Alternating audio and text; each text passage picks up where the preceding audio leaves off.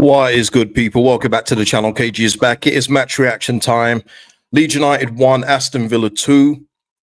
Yeah, we'll get into the details of the game, but yeah, it was. If this was a game that people were pointing at, thinking that in our next run of games we could possibly pick up 3 points, but I think we've seen today, as well as many other games, that we are just not at the quality level. Now, there's things we can tweak and strengths that we can play to, and I'll get into those in this video. But it's just so evident, man, from the changes Villa made and just from when they get on the ball in comparison to when we get on the ball. It's like we're in two different divisions, people. But there was some good stuff to take forward, but that's another loss for Leeds United. 5 defeats in 6 now, and we stay in the bottom 3. Baffling decision today from Farker with one of our players. We'll get into that as well. But just the overall approach as well. We'll get into it as the game goes on, but yeah. Listen, Danny, I just need new ideas. This isn't even fun. Yeah, be brave, and everything else. And then you see the lineup before the game, and it's like there's no bravery there. But we'll see. We'll see what you've got to say as well in the chat. Before I forget as well, thank you to Prosa, Phil Wood, and Jason for the super thanks on the last video. Much appreciated, people. And of course, big up to every single member of the channel. As I always say, you make this thing happen, and it really is as simple as that. Ian here, the problem is the ownership won't have the cojones to sack him. Well, I said this in the match preview because a lot of you have said that you wouldn't mind losing the game if it meant Farker was getting sacked. There's 2 things to that. I never want to see us lose games because you have this feeling that you've got now of, damn, when are we going to get another like run of wins in this division? And also, they're not going to sack him, people. Like, if you're expecting to see a corner flag tonight, I'd be stunned if we see a corner flag tonight. It's not happening. He is very secure in his position. And even with some of the decisions that he made today, they're willing to accept it. That's why with the 49ers, especially since we've been promoted to the Premier League, at championship level, they were brilliant. Okay, I'm not taking anything away from them at championship level. Premier League, they haven't got a clue. Really is as simple as that for me at this point, unless they can change my mind. But I doubt it with what we've recruited and the manager that they've kept. People saying time to go. Well, look, we'll get into that as we go on, but we got to speak about the result. And also as well, by the way, that's 2 games in a row where we've had a lead and we've thrown it away. What I will say though, people, and I guess this is the benefit of this is not the benefit of not doing watch alongs. When we scored, I was pleased, obviously, but I was like, this isn't the end. I was saying this is not the end of it. There's too far to go. Villa are going to adapt. Unai Emery is going to make changes that will affect the game, and he did so. It's going to take a monumental effort for us to keep up the pace we were playing at for the first 20-ish minutes. I like that aggression. That's how we're supposed to play with the team we've got. The problem is, people, we can't do it for 90 minutes. Not in the Premier League. If we're in the Championship, we can possibly play like that. And I'll give them this. If we're against a team not as good as Aston Villa, maybe we get another goal to add to Metchers and possibly we can win this game. But you're not going to get away with the fouls that we were committing, the rough tackles we were doing over a long stretch of the game. You saw Bogle got booked, Ampadu got booked. There was a few of our players walking the tightrope, and Villa players were letting the referee know about it. You're not going to get away with it at this level. So it was good for the first 20-ish, what we were doing. It was never going to last 90 minutes. Never. Yeah, Emery may change at halftime. Fancy that. Yeah, I know. I hear it. Lee saying, no, I disagree with the fouls because Villa got away with it all game. I don't think they did. I honestly don't think they did. McGinn had a few, I would say, but we were racking them up. Again, I think if you're looking at this from one direction, obviously this won't be the channel for you. I look at the game objectively. And the way that the referee was giving it, we were getting stuck into him for the first 20 people. We really were. We were getting into him. So the fact that we got away with not getting a yellow card for so long was actually a credit to the referee. So I'll give him credit for that. McGinn ref the game. Okay, I see what time you're on, whoever you are, man. Man, look, there'll be other channels where it will be Leeds heavy and they only see through Leeds lenses. I'd suggest go over there because I will tell it how it is.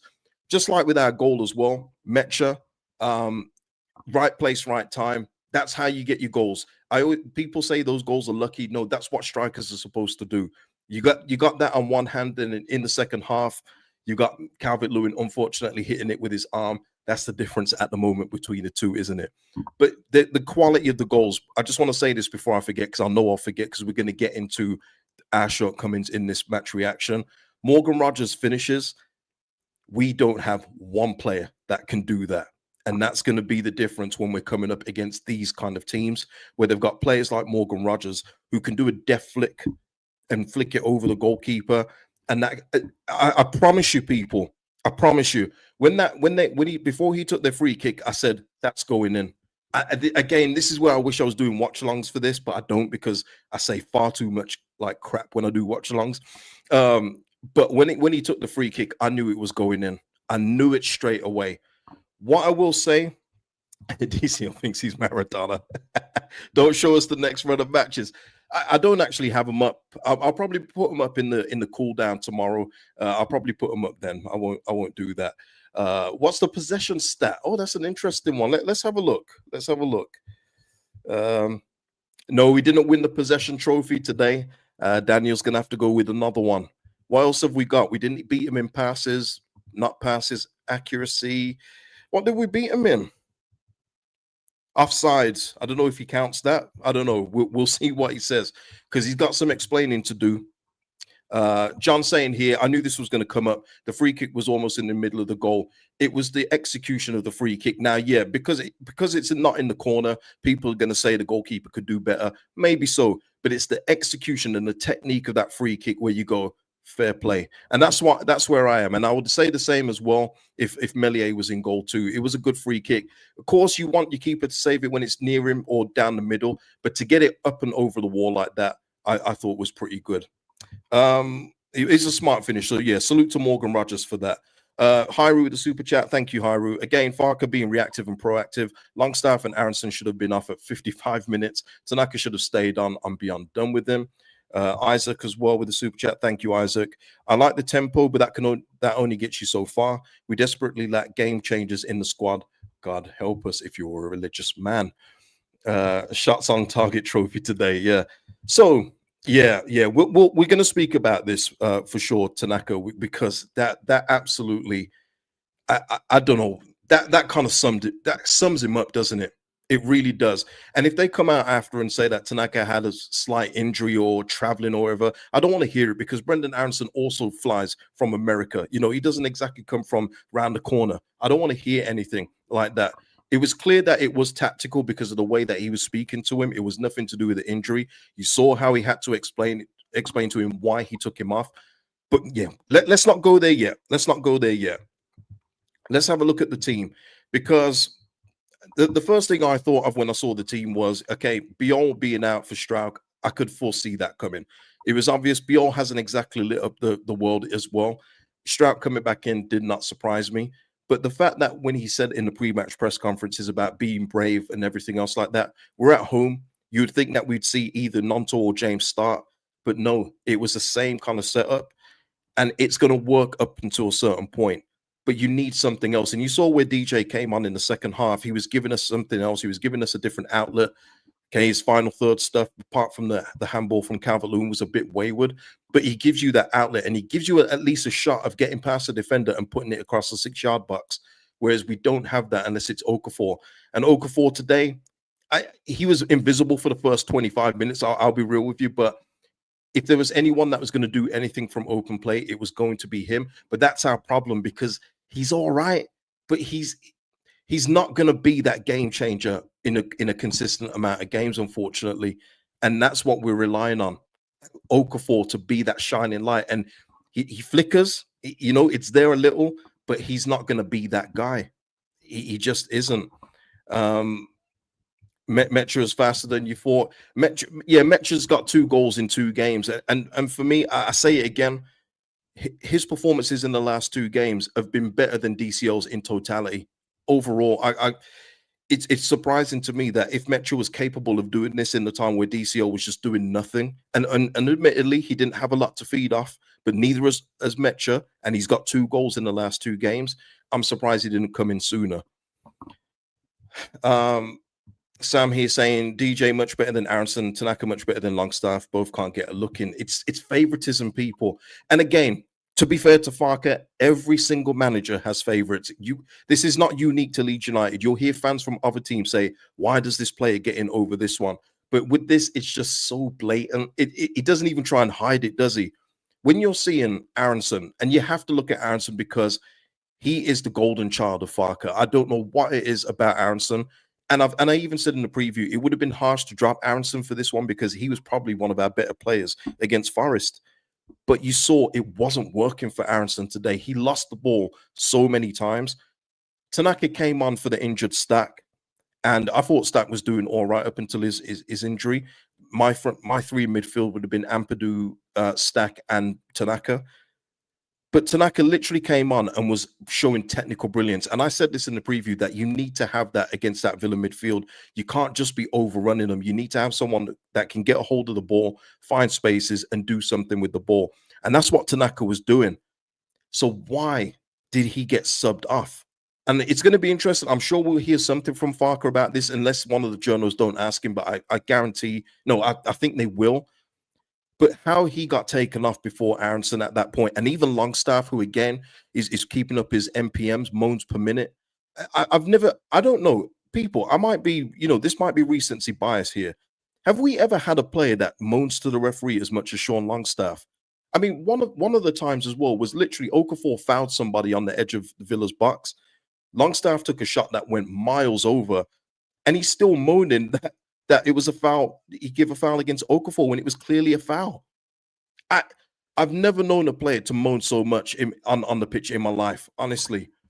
Farker is ruining Tanaka. Yeah, it's one of these things again where you look at some of our players and some of our better players, and you think we're not seeing the best out of them because they're being held back.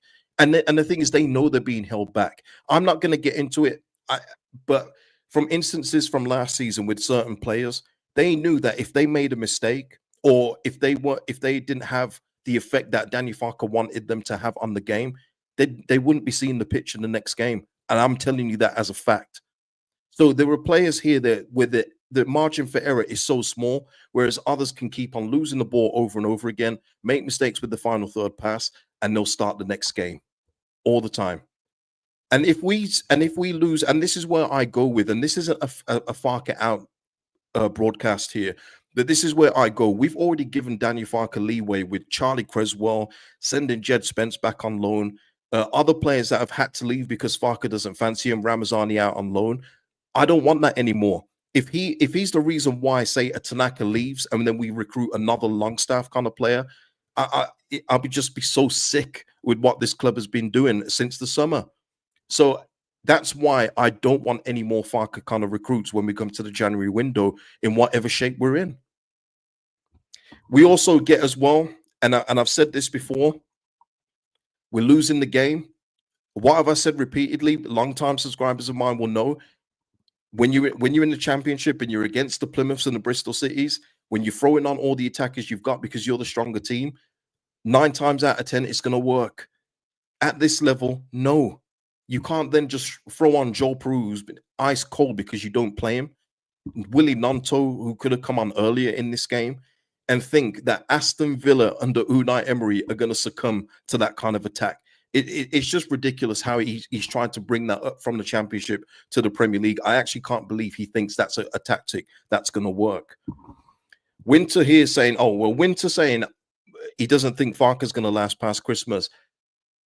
I hope you're right, just because I do want something else now. I want something new. I want to be surprised with team selection.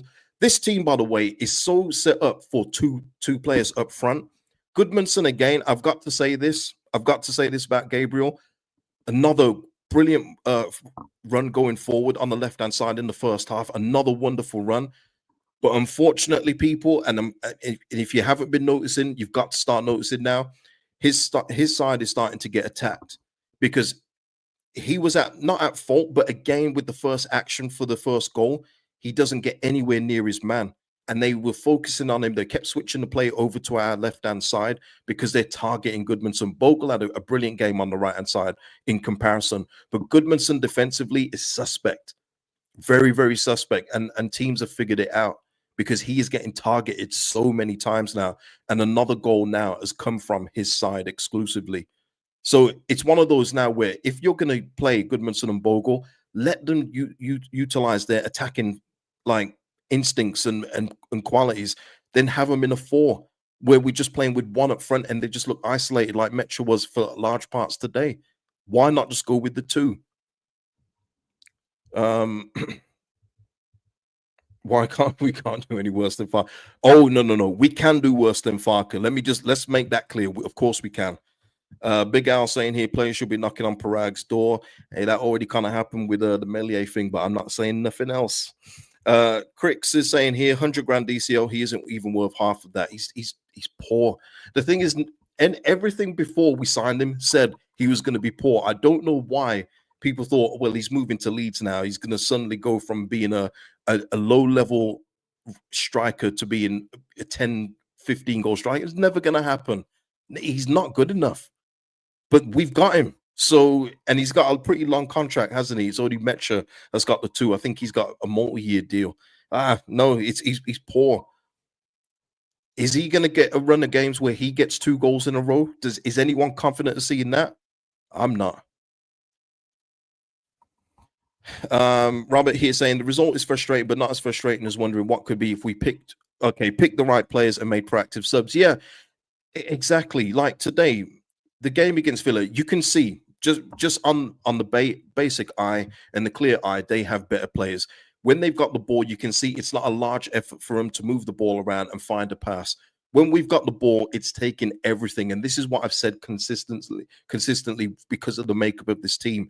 Everybody has to be a 7 or 8 out of 10 for us to get anything. And even Daniel Farke has said that himself.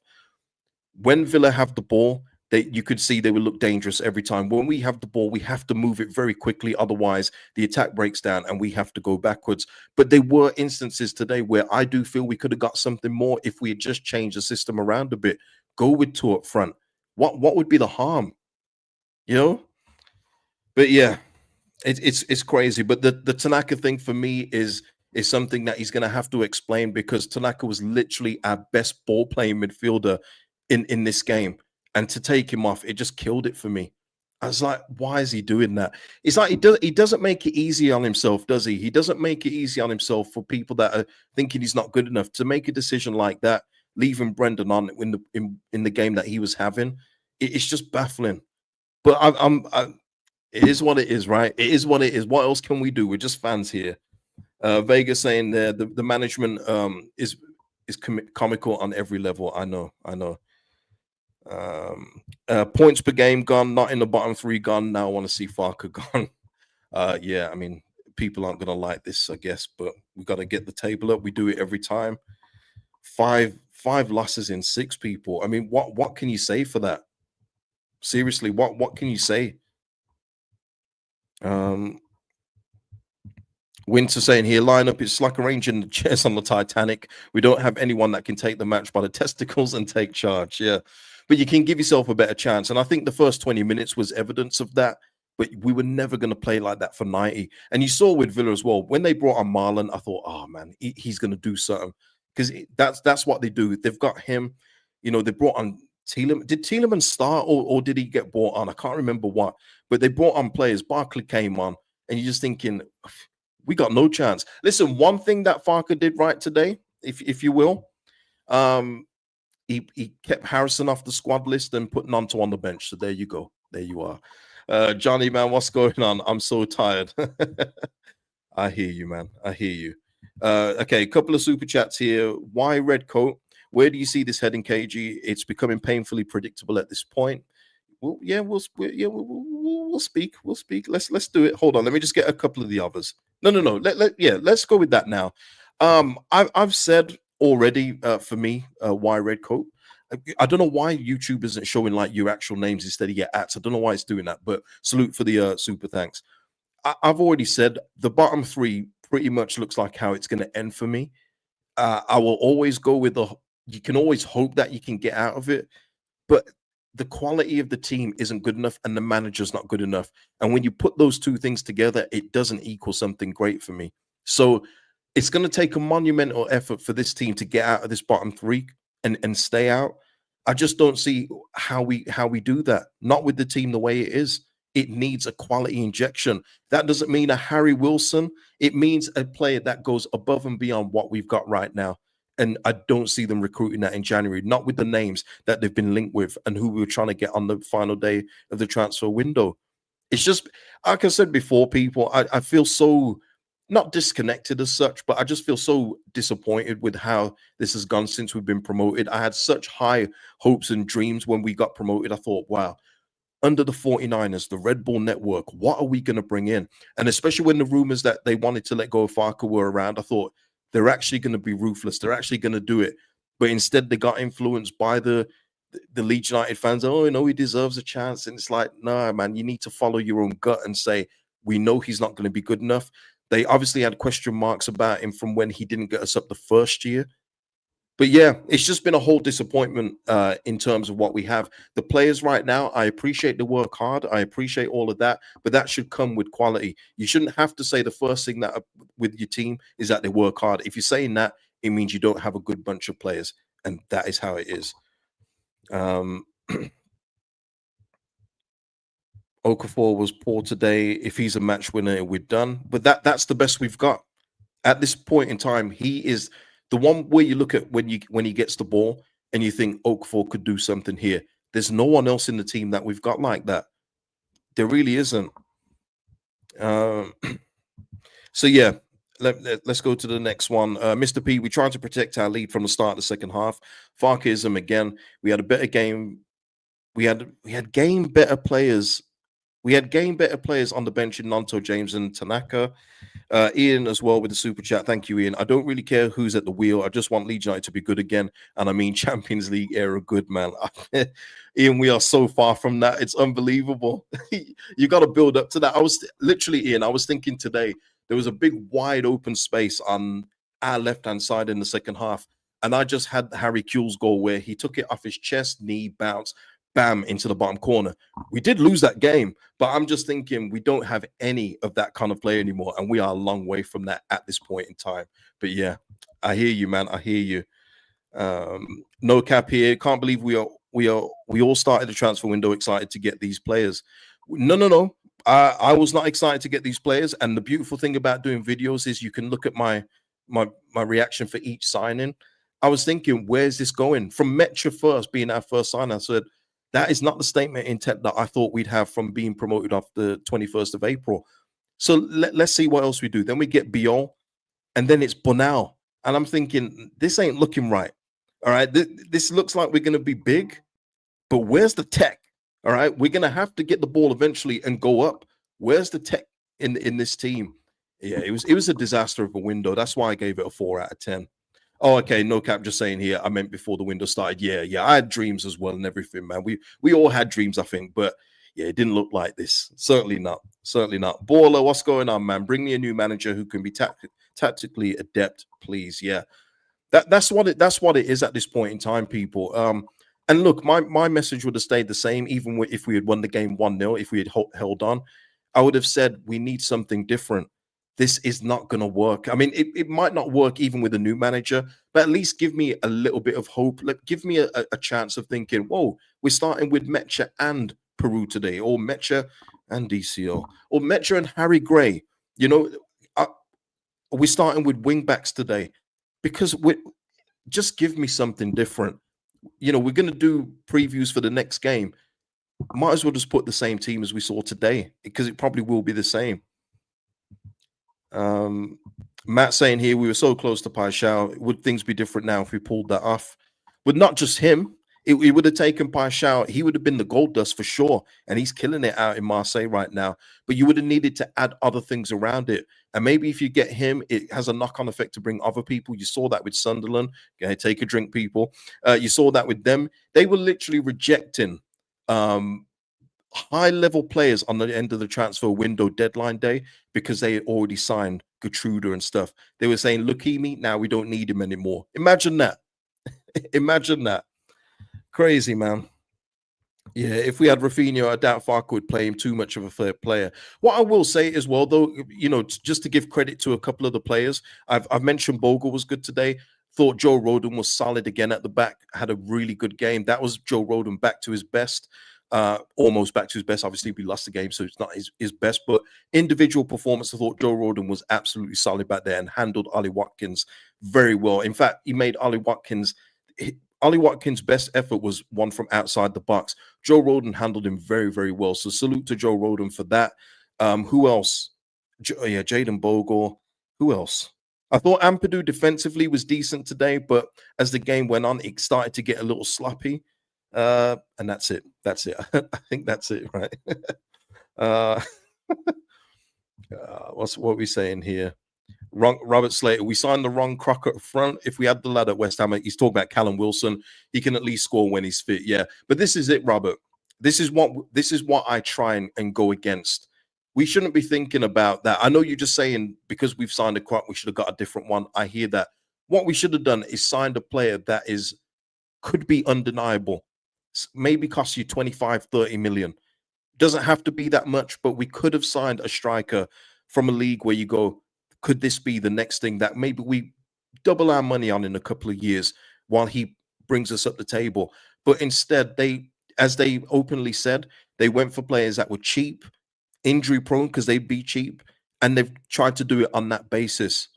It's shocking. It's absolutely shocking. So I need to say this again. It's not just Daniel Farke that needs to go, by the way. It's the whole recruitment team. Parag, you need to be a man of your word. If there's people not doing their jobs properly, you get people that do. They did not do their jobs properly. And celebrating almost signing Prashal, that's not doing your job properly. That is amateur. And if any other clubs had done that, our fans would be calling him Tim Pot. It's been Tim Pot since the summer. All the posts this week, I mentioned it in the match preview. It's just feeling like we are happy to be here. We are happy to be in the Premier League for a year, and we'll go down and try again the year after. It feels like we're just happy to make up the numbers at this point with everything that we've got: players, the manager, the recruitment staff. It's poor. It's so poor, and it's not going to get any better in the immediate future. Okay, Isaac with a super chat. Thank you, Isaac. 49ers won't sack Farke until the fans demand it. It seems they're content with Farke and prefer to keep him in case we get relegated. 49ers act now and appoint a quality manager before it's too late. Well, again, Isaac, and thank you for the super chat.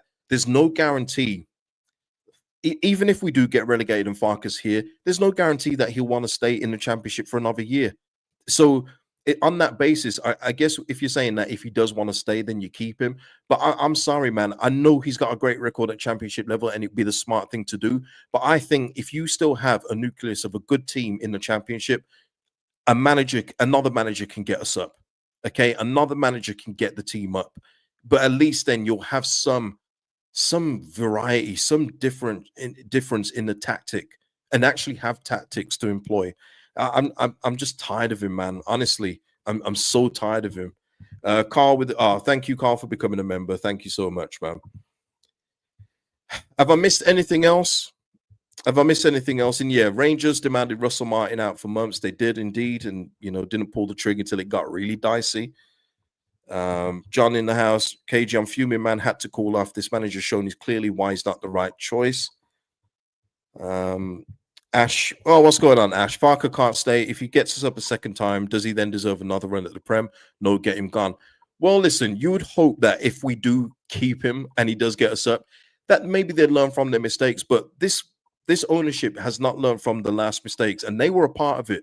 They don't get off scot-free. It was Ramazani, but he was also being advised not only by Victor, but by the 49ers.